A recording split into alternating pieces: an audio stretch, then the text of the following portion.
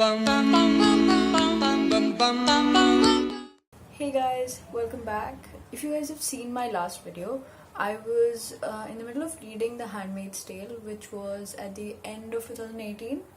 So I finished it in starting of Jan, and I really did feel like the book did not do justice to how great the story is.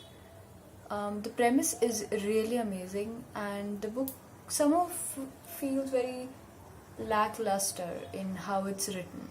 So I decided to watch the series instead, and when I started watching the series, the impact was like straight on, and it really changed me somehow. And yeah, I wanted to make a video about how you shouldn't read the book but watch the series instead if you get a choice to choose between these two things. Here are my 5 reasons why you should watch the series instead of reading the book. Let's go. So the first reason why you should watch and not read is because Margaret Atwood's writing is not good in imagery. I like my writers to be able to describe what they are writing about, as in if they're describing, say, a color or a feel or something, it should be descriptive, and I should be able to form that picture in my mind. I hope I'm making sense.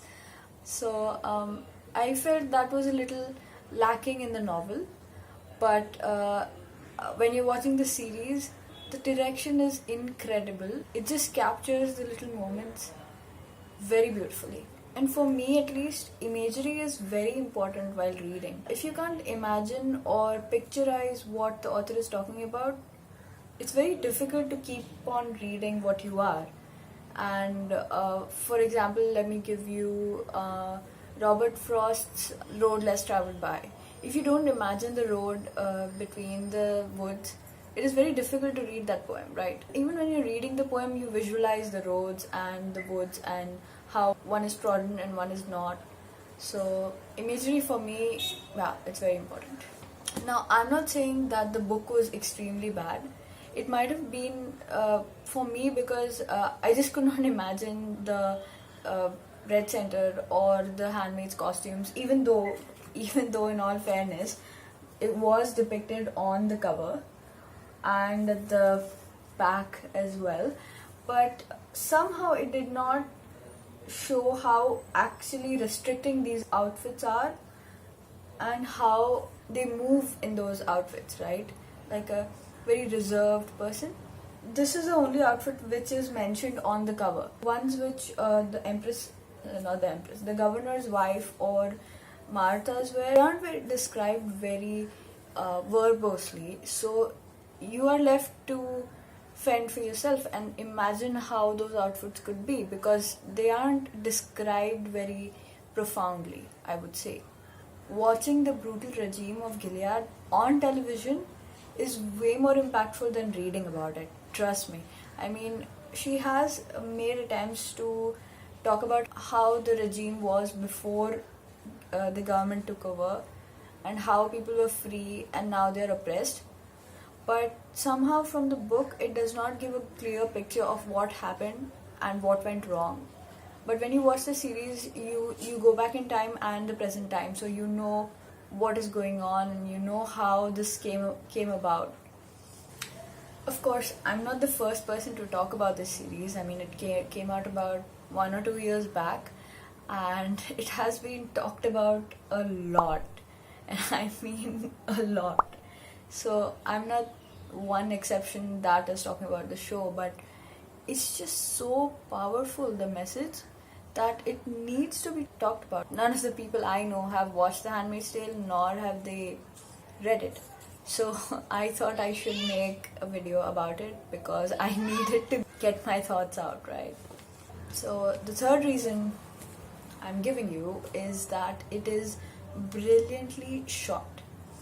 The thing about TV series and movies is that in movies you just have one director at max, and the whole movie is kind of like a dream project of his, and he creatively, like, it's his brainchild, right?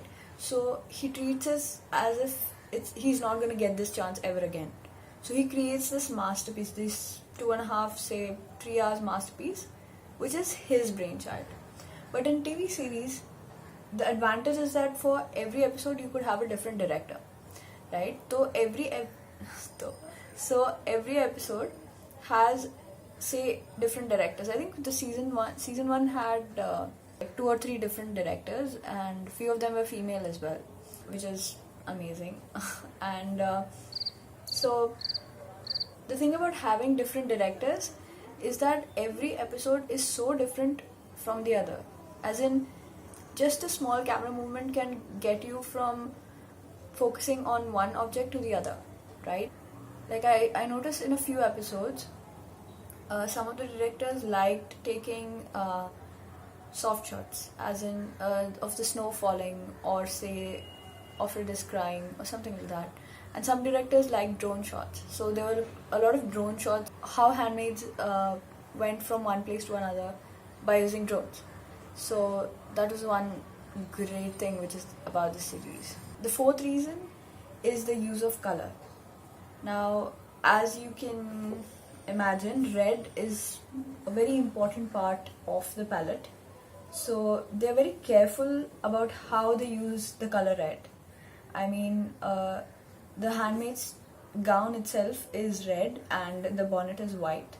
So they are very careful not to include red in any other scenes which does not include the handmaids, so that it doesn't overbear the scenes or the whole piece as a whole. Because the handmaids are present in a lot of the scenes, so if you include the color red in the scenes where the handmaids are not there, it would seem that the whole film is made up of red color. So they're very careful about that. Then the color of Governor's wives and Martha's are also very vivid. Martha's wear, I think, grey or black. It's been a while since I've watched the series, so I guess it's grey or black. The Governor's wives wear a greenish blue dress, and the colors are obviously meant to convey the social status of the woman. So if the woman is wearing red with white bonnet, that means she is a handmaid. Red is supposed to be an indicator of fertility and virility. Then green is supposed to be a sign of power. Black is supposed to be authoritative. So the Marthas were the ones who controlled the Red Center. The Red Center is the place where handmaids are trained to do their task and be ready for the ceremony. The fifth and the final reason why you should watch the series and not read it is because the performances are absolutely incredible. And they have won awards for it. I mean, the 3 lead actresses have won awards, Emmy Awards, for their performances. And I mean, it's no shocker because it is absolutely moving, the performance. If the series does not make you cry while watching it, I don't know what else would make you cry. I mean, it's really scary to watch the series. And I don't know, because I'm a woman, because I'm a female, I feel personally affected by it. Like, my life before Handmaid's Tale and after Handmaid's Tale is completely different. I think about stuff which I would normally brush past a lot. Like, I actually think about some social issues that we have. I would really recommend to watch The Handmaid's Tale, and I would rate it 8 over 10. Season 2, in my opinion, was okay-ish. I mean, it wasn't as great as season 1, but to be honest, season 1 is based on the first book, and the sequel isn't out yet. Margaret Atwood was involved in the season 1 and season 2 of the filming of the series. So I think whatever the sequel is coming, it is very closely related to what season 2 was. Can't wait for the sequel, actually. This was a short video. It was really impromptu, actually. I just typed some some of the things I wanted to say and I just said it. Anyways, there'll be a January TBR video coming up. What are the books I read in January, and let me know if you have any other video requests, and I guess I'll see you in the next video. Cheers. The fifth